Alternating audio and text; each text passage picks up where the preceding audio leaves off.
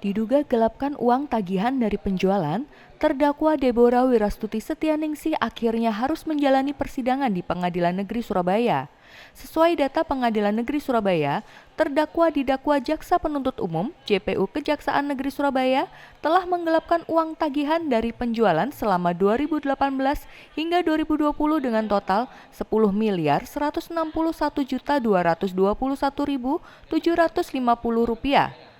Hal ini diketahui dari hasil audit yang dilaksanakan akuntan publik yang menyatakan bahwa PT Elmi Cahaya secara bertahap mengalami kerugian sejak 2018 sebesar Rp3.367.376.250, sedangkan tahun 2019 ditemukan kerugian sebesar Rp4.467.052.500 dan untuk tahun 2020 ditemukan kerugian sebesar Rp2.326.793.000.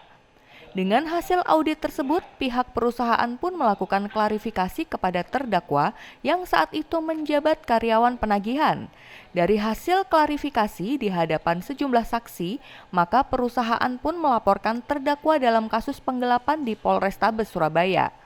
Dalam sidang hari ini, JPU Kejari Surabaya juga menghadirkan saksi ahli dari akuntan publik yang menyatakan bahwa adanya transaksi penjualan yang tidak ditemukan bukti bayar baik secara tunai maupun transfer yang mengarah kepada terdakwa.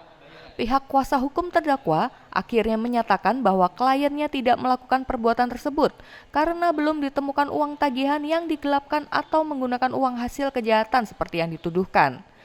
Struktur organisasi dalam perusahaan otomatis itu harus tercek masalah administrasi. Ketika tercek dalam manajemen untuk mengurusi perusahaan, maka tidak bakal terjadi mes seperti ini. Ibaratnya kejadian mes seperti ini itu adalah saya menganggap bahwa itu hanya kambing hitam oleh perusahaan kepada Deborah.